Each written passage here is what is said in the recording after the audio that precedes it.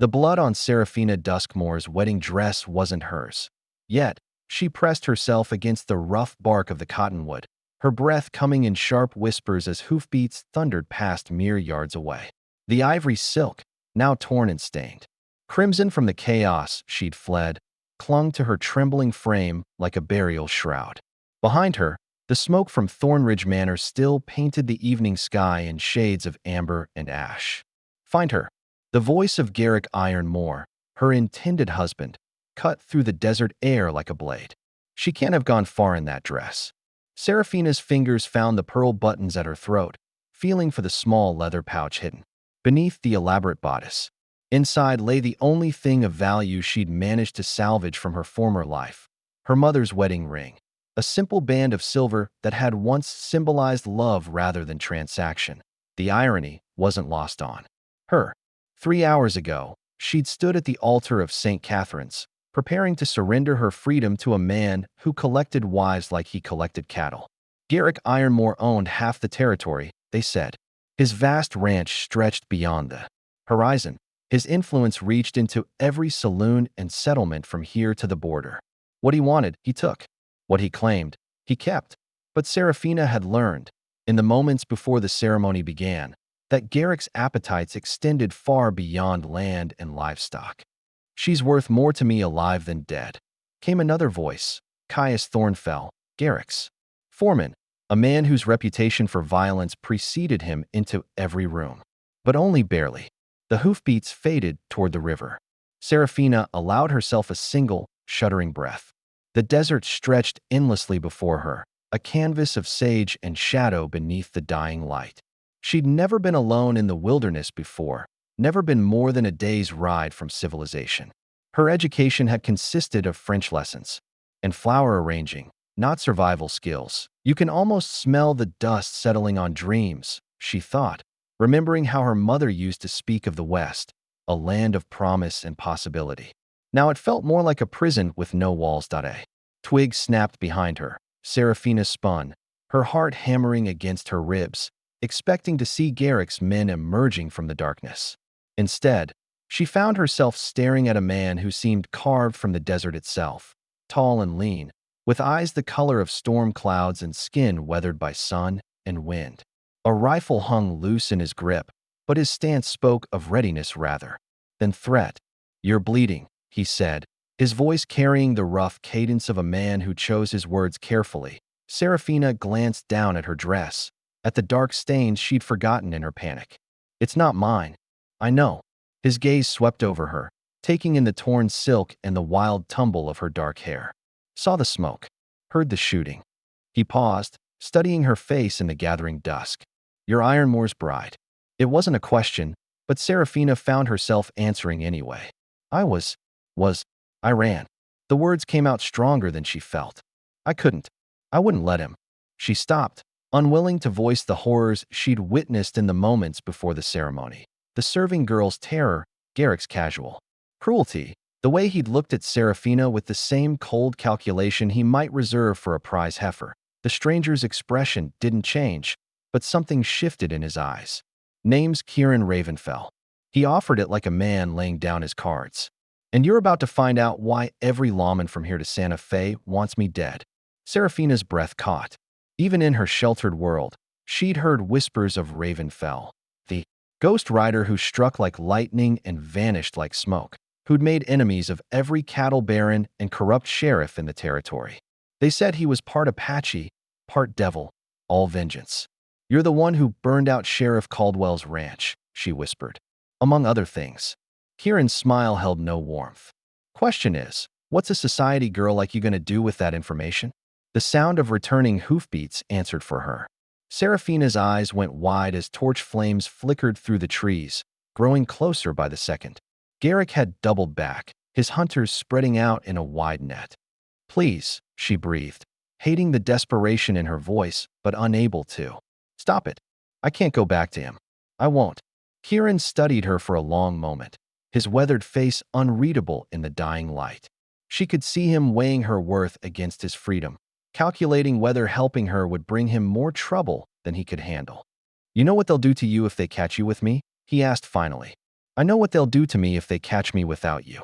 Something passed between them then, an understanding born of shared desperation and the knowledge that they were both running from things that would destroy them if caught.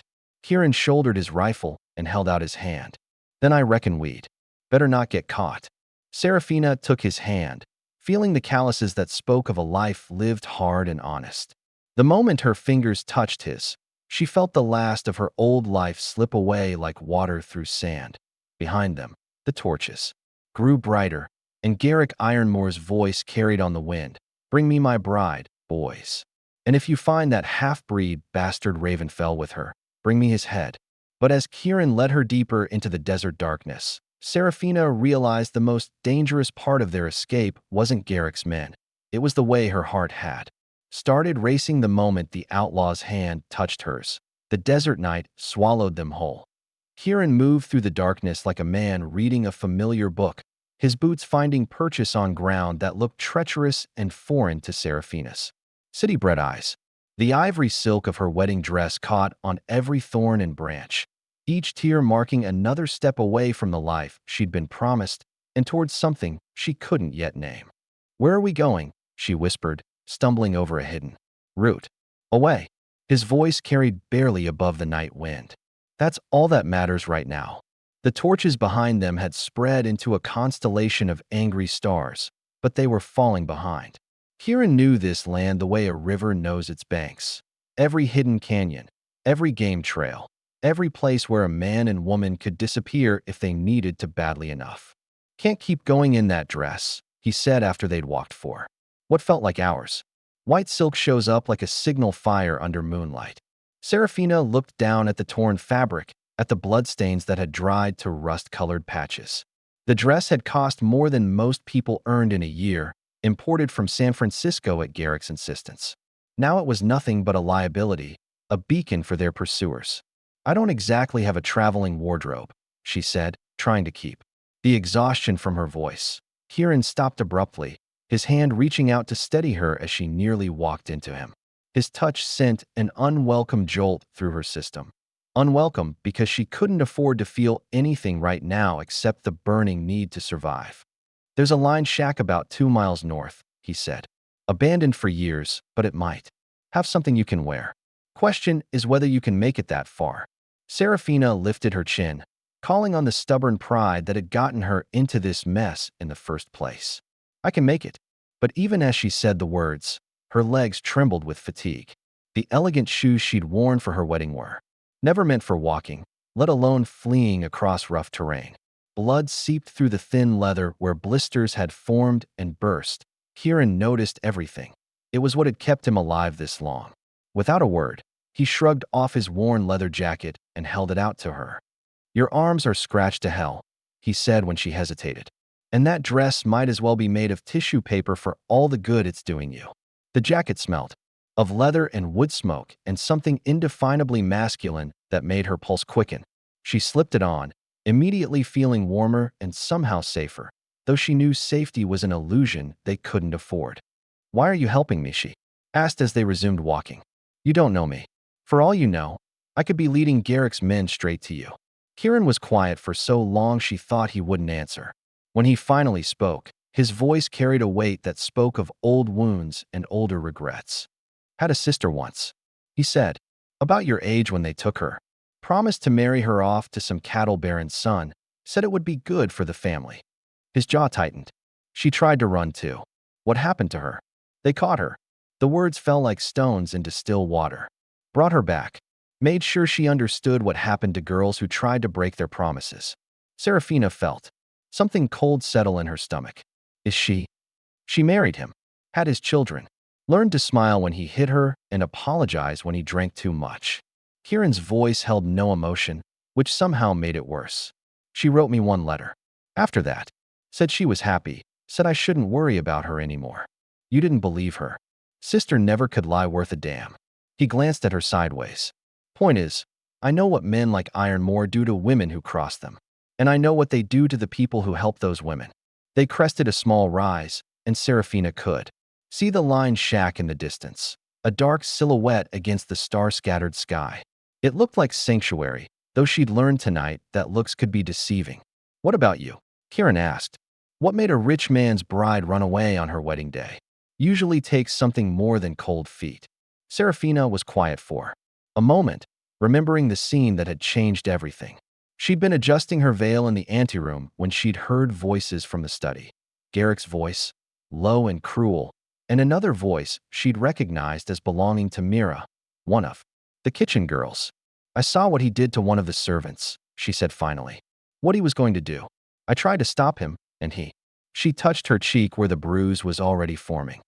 He told me it was just a preview of what marriage to him would be like. Said I needed to learn my place. Kieran stopped walking. In the moonlight, his face looked carved from granite. He hit you, among other things. Serafina's voice steadied. But it wasn't what he did to me that made me run. It was what he did to her.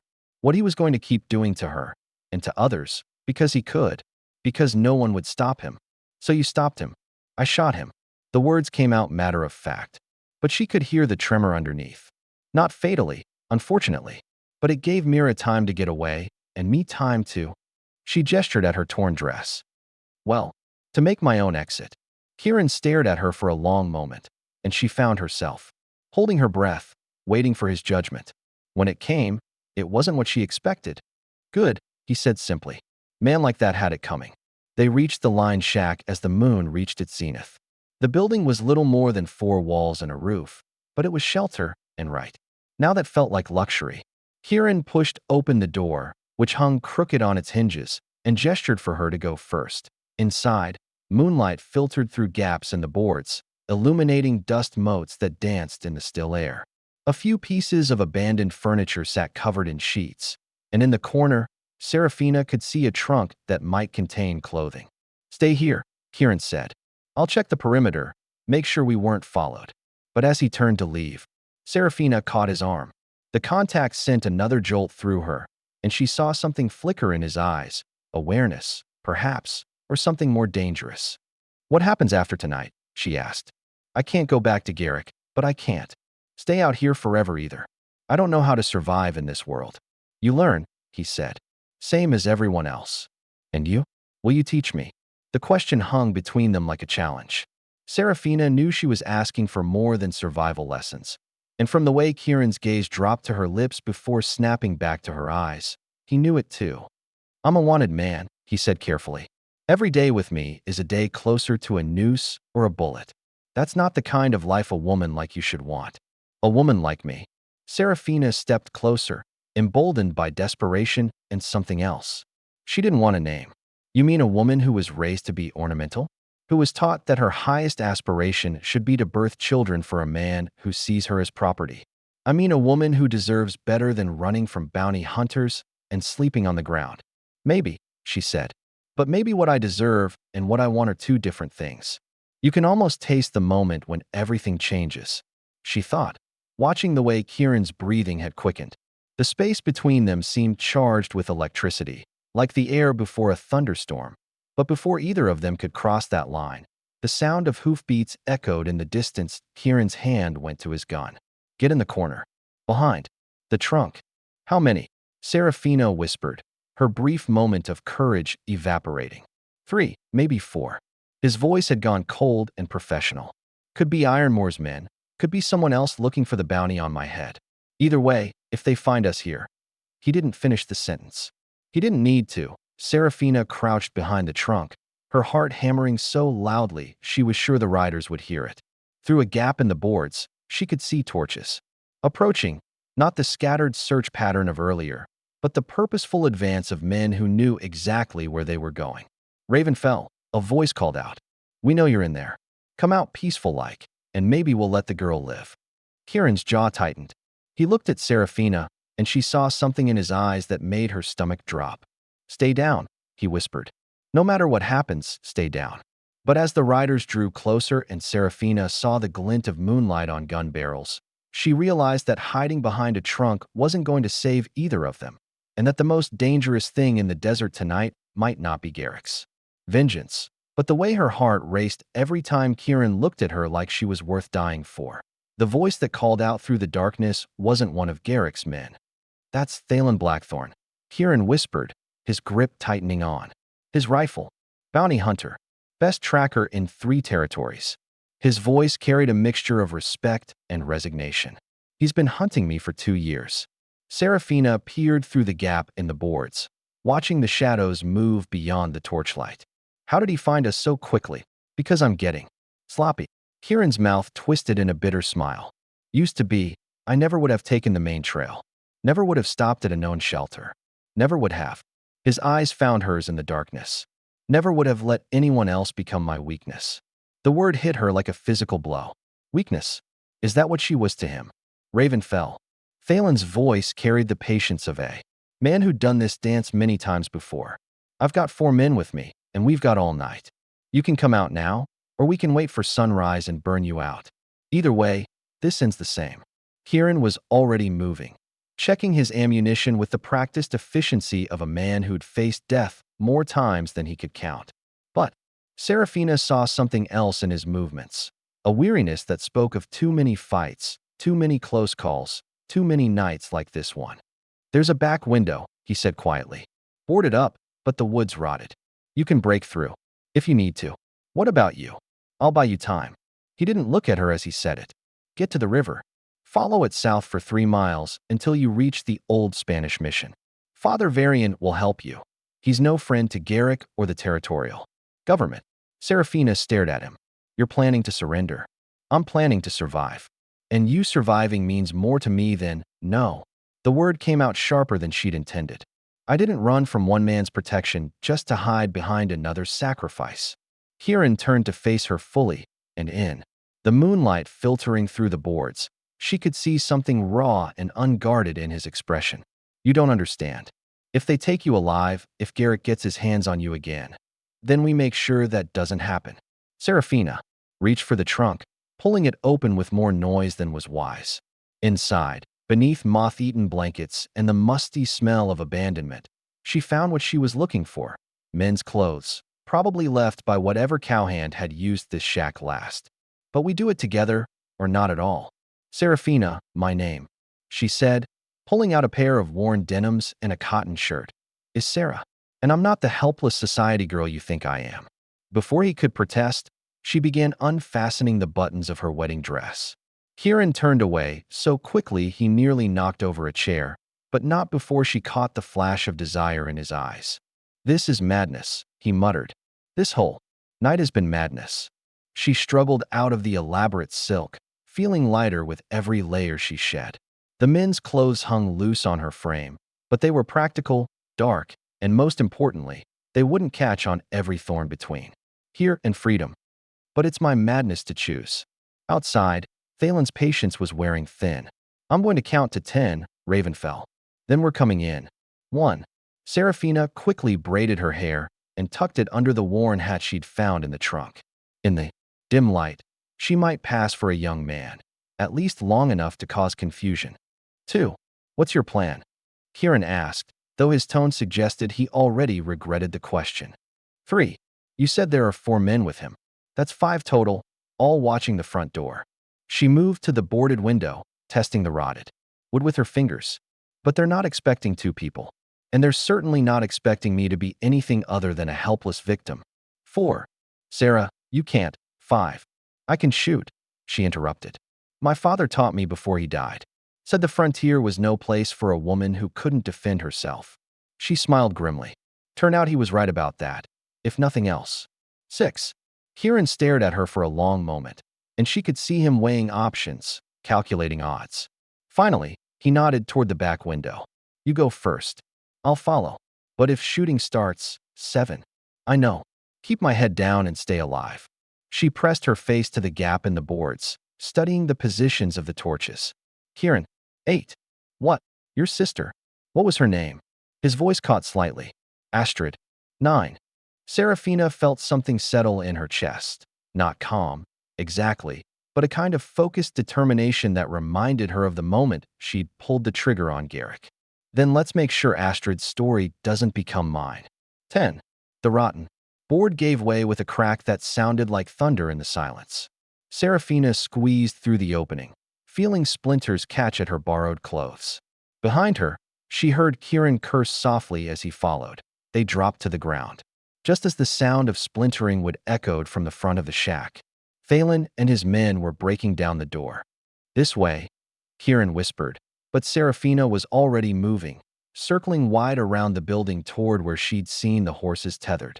If they could scatter the mounts, they'd buy themselves precious time. The bounty hunter's horses stood in a neat line, ground-tied and trained for silence. But horses, Serafina had learned growing up on her father's estate, were also creatures of instinct and fear. She pulled off her hat and waved it in the air, making soft clicking sounds with her tongue. The nearest horse, a big bay gelding, snorted and stepped sideways. The movement spooked the others, and within seconds they were dancing nervously, pulling at their reins. "What the hell?" came a voice from inside the shack. "The horses," Phelan barked. Someone checked the horses, but it was too late. Serafina slapped the bay hard on the rump, and the animal bolted, its panicked whinny setting off a chain reaction. The other horses pulled free and scattered into the darkness, their hoofbeats fading in different directions. "You clever little," Kieran started to say, but his words were cut off by the crack of a rifle. "There," one of the bounty hunters shouted. "By the horses." Muzzle flashes lit up the night like deadly fireflies. Serafina felt Kieran's hand close around her wrist, pulling her toward the cover of a boulder outcropping 20 yards away. They ran in a crouch, bullets whining overhead and striking sparks off the rocks around them. They made it to cover just as footsteps pounded in their direction. Kieran immediately took position, his rifle trained on the approaching shapes, but Serafina grabbed his arm. "Wait," she breathed. "Let them get closer." "Are you insane?" "Trust me." The bounty hunters spread out, using what cover they could find. In the moonlight, Serafina could count 4 figures, which meant Phelan was still back at the shack, probably coordinating the search. "I know you're out there, Ravenfell," one of them called. "And I know you've got the girl with you." Ironmore's offered $1,000 for her safe return. 500 for yours, dead or alive. Serafina felt Kieran tense beside her. $1,000 was more money than most people saw in a lifetime. It was enough to turn friends into enemies, enough to make even honest men consider betrayal.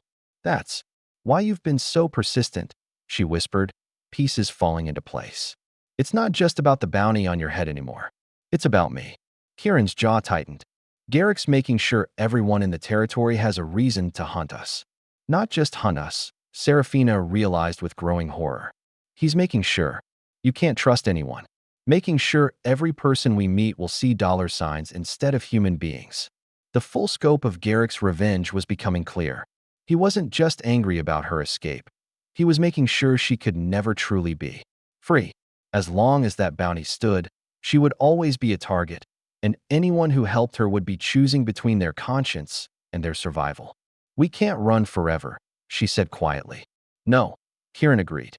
"We can't." One of the bounty hunters was getting too close. Serafina could see his shadow moving between the rocks, and she knew that in another minute or two, he'd have a clear shot at their position. That's when she made the decision that would change everything. Standing up slowly, hands visible and empty, she called out, "Don't shoot. I'm coming out." "Sarah, no." Kieran's voice cracked like a whip, but she was already stepping into the open. "My name is Serafina Duskmore," she announced, her voice carrying clearly across the rocky terrain. "And I have information about Kieran Ravenfell that you need to hear." The shooting stopped. The bounty hunters emerged from cover, weapons trained on her, but fingers off triggers. And in the sudden silence, Serafina realized she was about to reveal the one secret that could either save them both or destroy everything they'd built between them in a single night. Because the truth was, she'd known exactly who Kieran Ravenfell was long before tonight. And the reason Garrick wanted to marry her had nothing to do with love, and everything to do with the map her father had hidden before his death, the map that led to the silver mine Kieran had been searching for his entire adult life. The silence that followed Serafina's words stretched tight as a bowstring. "What kind of information?" Phelan Blackthorn emerged from the shadows, his weathered face carved with skepticism and greed in equal measure. The bounty hunter moved with the predatory grace of a man who'd made killing his profession, his rifle never wavering from her chest. Behind the rocks, Serafina could feel Kieran's shock like a physical force. She'd just shattered every assumption he'd made about their meeting, about her innocence, about the random chance that had brought them together. But she couldn't look at him, not yet. One glance at his face would either strengthen her resolve or break it entirely, and she couldn't afford either outcome.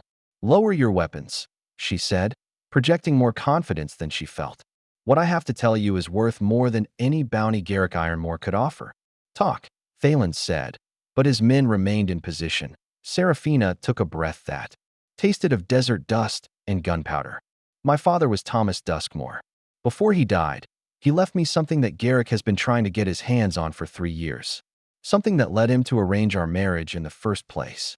She reached slowly into the pocket of her borrowed shirt, pulling out the small leather pouch she'd salvaged from her wedding dress. But instead of her mother's ring, she withdrew a folded piece of oiled paper, yellow with age and covered in careful markings.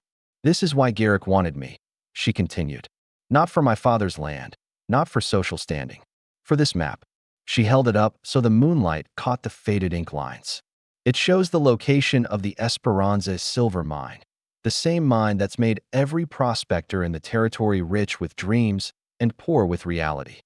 Thalen's eyes narrowed. "That mine's a legend. Been searched for decades. Because they've been searching in the wrong places." Serafina's voice gained strength. "My father found it 20 years ago, but he never filed a claim. Never told anyone except." She finally looked at Kieran, whose face had gone pale with understanding. "Except the half-Apache boy who saved his life during a Comanche raid. The boy he promised to share his secret with if anything ever happened to him." The pieces clicked into place with almost audible precision. Kieran rose slowly from behind the rocks, his rifle loose in his grip, his storm-gray eyes fixed on her face. "Thomas Duskmore," he said quietly. "That winter when I was 16, he was dying of fever when I found him. He told me about you," Serafina whispered. "About the boy who carried him 20 miles through a blizzard to the nearest doctor. About the promise he made but never kept because you disappeared before he could find you again." "I thought he was dead," Kieran's voice cracked. "When I went back the next spring, the cabin was burned. I thought. Comanche raid, 3 months after you left. Papa survived, but barely. He spent the rest of his life looking for you." She turned back to Thalen, whose greed was now warring with suspicion. "Garrick found out about the map when Papa died. He's been courting me ever since, waiting for the right moment to claim it through marriage. And now you're just going to hand it over to us?" one of the bounty hunters asked. Serafina smiled, and there was something sharp-edged about it that reminded Kieran uncomfortably of the moment she'd shot Garrick. "Oh, I'm not handing it over. I'm making you an offer." The crack of thunder rolled across the desert, though the sky had been clear moments before. In the distance, heat lightning flickered against towering clouds that seemed to have materialized from nothing. The air suddenly tasted of copper and ozone. "Storm coming," Thalen muttered, glancing nervously at the sky. "Big one, by the look of it." "You can almost feel the desert holding its breath," Serafina thought, watching the way the wind had suddenly died to an unnatural stillness. The approaching storm would either be their salvation or their doom. There was rarely anything in between when it came to desert weather. "My offer is simple," she continued, raising her voice as the first fat raindrops began to fall. "The mine is real, and this map will lead you to it. But it's not just about finding the location. It's about knowing how to read the markers my father left. Markers that only someone who knew him would understand."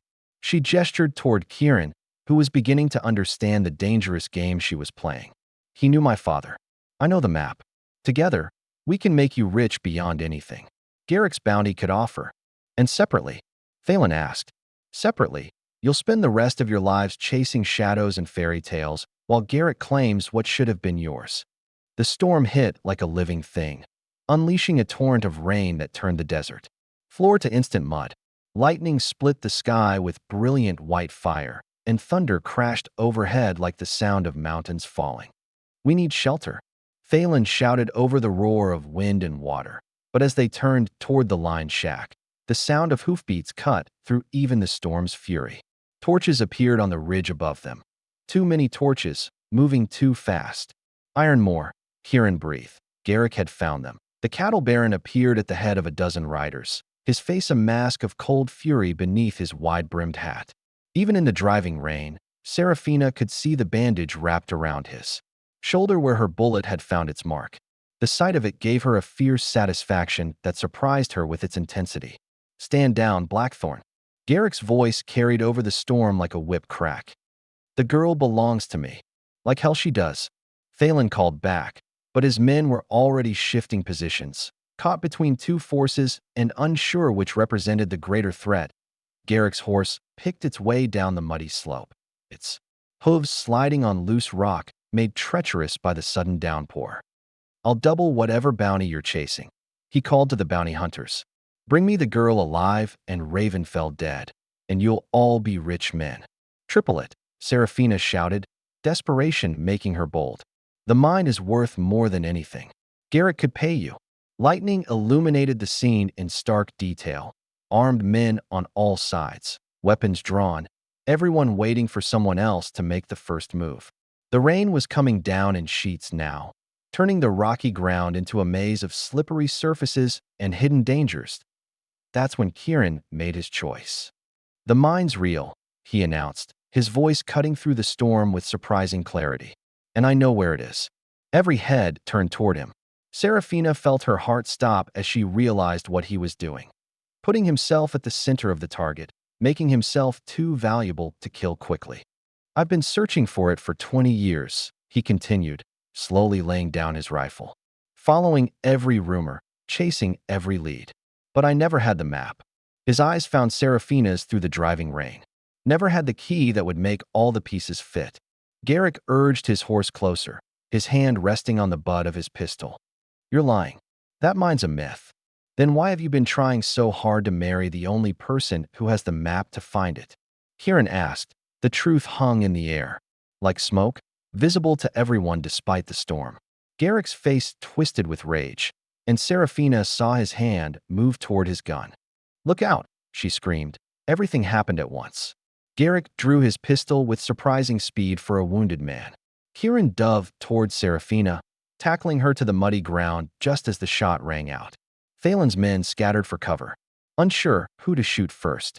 And somewhere in the chaos, the map fluttered from Serafina's hand, caught by a gust of wind that sent it tumbling toward the rocky chasm that opened up beyond the line shack.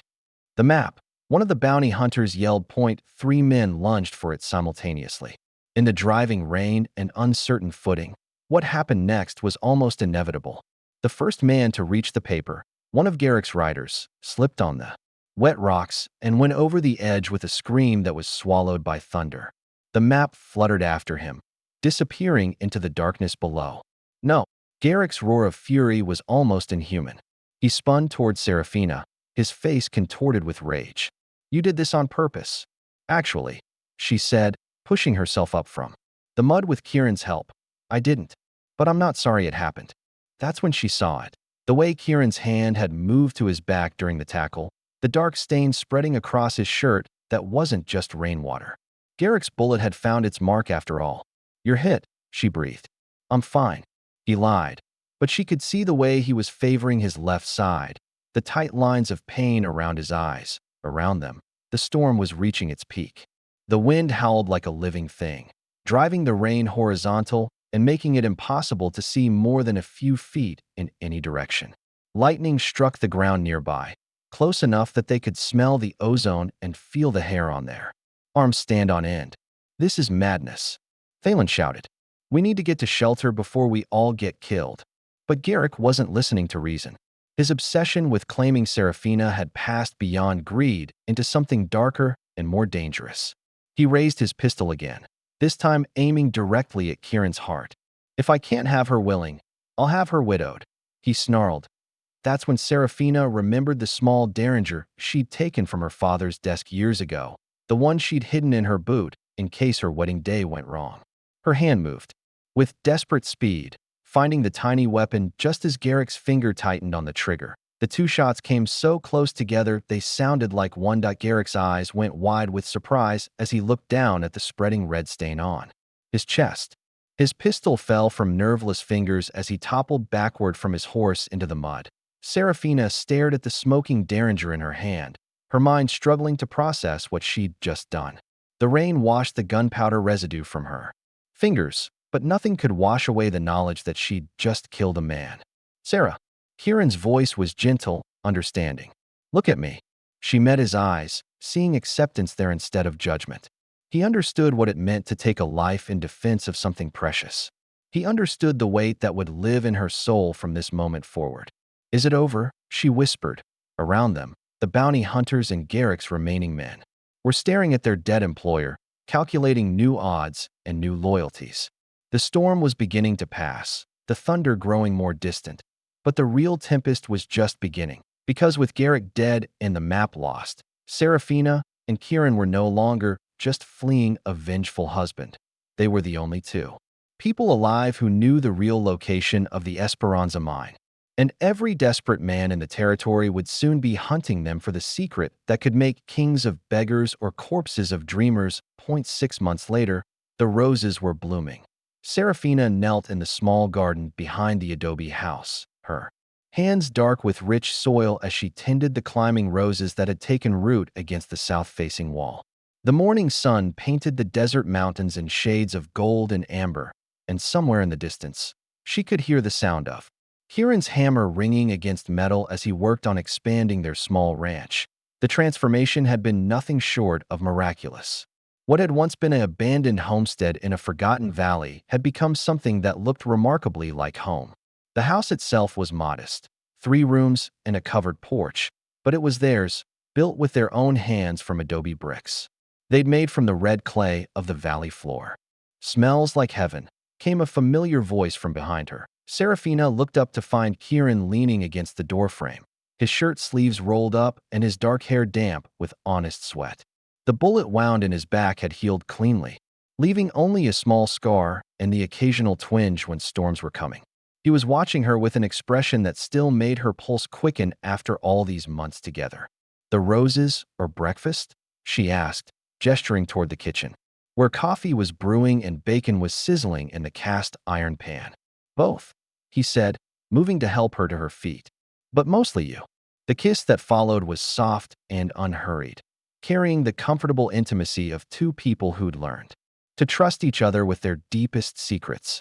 When they broke apart, Serafina rested her forehead against his chest, breathing in the scent of leather and wood smoke that would always mean safety to her. "Any word from Father Varian?" she asked. Kieran nodded toward the kitchen table, where a letter lay unopened beside their breakfast plates. "Ryder came through about an hour ago. Looks like official business. They'd been waiting for this letter for weeks. After Garrick's death, his vast empire had crumbled like a house built on sand. Without his iron will and ruthless ambition to hold it together, his various business partners and political allies had turned on each other like wolves. The territorial government was still sorting through the legal mess, trying to determine which of his land claims were legitimate and which had been acquired through fraud and intimidation. More importantly for Serafina and Kieran, they were trying to determine whether the charges against Kieran Ravenfell should stand or be dropped. "Well," Serafina said, settling into her chair, "are you going to open it, or shall we stare at it until it opens itself?" Kieran's hands were surprisingly steady as he broke the wax seal and unfolded the official documents. His eyes moved across the page, and Serafina found herself holding her breath as she watched his expression change from tense apprehension to something that looked like disbelief. "The charges have been dropped," he said quietly. "All of them. Seems the new territorial governor reviewed the evidence and decided that Garrick Ironmore's version of justice wasn't the kind they wanted to uphold." He looked up at her, wonder in his eyes. "I'm a free man, Sarah. For the first time in 5 years, there's no bounty on my head." Serafina felt tears prick at her eyes, tears of relief and joy and something deeper that she didn't have words for. What about Thalen and his men? Still looking for the mine, according to this. Kieran's smile held a mixture of amusement and pity, along with half the prospectors in the territory. Funny thing about lost treasure maps, losing one just makes people more convinced the treasure exists. They'd never told anyone the truth about the map, how it had never been to the Esperanza mine at all, but to something far more valuable, the location of her father's private cache, where he'd hidden the gold he'd saved over a lifetime of careful investment and hard work. Gold that was now safely buried beneath the floorboards of their bedroom. enough to live comfortably for the rest of their lives without ever needing to chase dreams of silver strikes or cattle empires. Sometimes I wonder if we should tell them, Serafina said, sipping her coffee and watching a hawk circle lazy spirals in the desert sky. Put them out of their misery and ruin the only thing keeping treasure hunters away from our valley. Kieran shook his head. As long as they're convinced the mine is somewhere out there in the wasteland, they'll leave us be. Besides, he added, with a grin, some truths are more valuable as secrets. After breakfast, they walked together to the small cemetery on the hill behind their house. Two graves lay beneath the spreading branches of a cottonwood tree, one marked with a simple wooden cross bearing the name Thomas Duskmore, the other with Astrid Hollowshade. They'd moved both bodies here from their original resting places, wanting to honor the people whose stories had shaped their own. Serafina placed fresh wildflowers on her father's grave, while Kieran stood silent beside his sisters. They'd found Astrid 2 months after settling in the valley, living in a sanitarium in Santa Fe where her husband had placed her after she'd suffered what the doctors called a nervous collapse. She'd died peacefully in her sleep just weeks after they'd brought her home, but not before she'd had the chance to see her brother free and happy. Think they'd approve? Serafina asked, straightening the flowers. I think, Kieran said softly, they'd be proud of what we've built here, what we've become. What they'd become was something neither of them had expected when they'd fled into the desert that night 6 months ago. They'd become partners in the truest sense, working side by side to build a life that belonged to neither of their old worlds, but created something entirely new. Serafina had learned to shoot straight and ride hard and read the subtle signs that meant weather was changing or visitors were approaching. Kieran had learned to trust again, to believe that happiness wasn't a luxury he couldn't afford. And, together, they'd learned that love wasn't always the gentle thing poets wrote about. Sometimes it was fierce and wild and dangerous, forged in gunfire and shaped by choices that marked you forever. There's something else in the letter, Kieran said as they walked back toward the house. Father Varian wants to know if we'd be interested in helping other people who find themselves in similar circumstances. Serafina raised an eyebrow. What kind of similar circumstances? Women fleeing arranged marriages, men running from corrupt sheriffs, anyone who needs a place to disappear for a while until they can figure out their next move. He paused at the gate to their small ranch, looking back at the valley that had given them sanctuary. Seems our stories become something of a legend. People are calling us the Desert Angels, folks who help lost souls find their way to freedom. The idea appealed to her more than she'd expected. They had the space, the resources, and certainly the experience. More than that, they had the understanding that came from having been lost themselves. It would be dangerous, she said. We'd be making enemies of every man who thinks he owns a woman's choices. Probably, Kieran agreed. But then again, we've never been particularly good at choosing the safe path. Serafina looked out at their small paradise, the adobe house with its climbing roses, the corrals where their horses grazed peacefully, the garden where life grew from what had once been barren ground. It was everything she'd never dared to dream of during those suffocating years when her future had seemed as fixed and unchangeable as the stars. But now she understood that nothing was truly fixed. That with enough courage and the right person beside you, even the most impossible dreams could take root and bloom. Yes, she said, surprising herself with how quickly the decision came. Let's do it. Let's help them find what we found. Kieran's smile was brighter than the desert sun. What exactly did we find? Serafina stood on her toes to kiss him, tasting coffee and possibility and the promise of adventures yet to come. Around them, the roses released their perfume into the morning air, and somewhere in the distance, she could hear the sound of riders approaching. Perhaps more lost souls seeking sanctuary, perhaps trouble following old trails that didn't matter. They would face whatever came together, the way they'd faced everything else since that night, when a society girl in a blood-stained wedding dress had chosen to run toward uncertainty rather than live with a certainty that would have destroyed her soul. We found home, she whispered against his lips. We found ourselves. And we found that sometimes the most beautiful things grow in the places where you least expect them to survive. The riders were closer now, their dust visible against the blue sky. But Serafina wasn't afraid. Fear belonged to her old life. along with helplessness and the belief that her story was written by other people's hands. This was her story now, hers and Kieran's, and whoever else needed to know that freedom was always possible, no matter how far you had to run to find it. Well, dear readers, if this tale of desert roses and found love has stirred your hearts, I do hope you'll share it with others who might need reminding that the bravest thing a person can do is choose their own path, even when the trail ahead is uncertain. And if you've got your own stories of courage rewarded, I'd be mighty pleased to hear them in the comments below.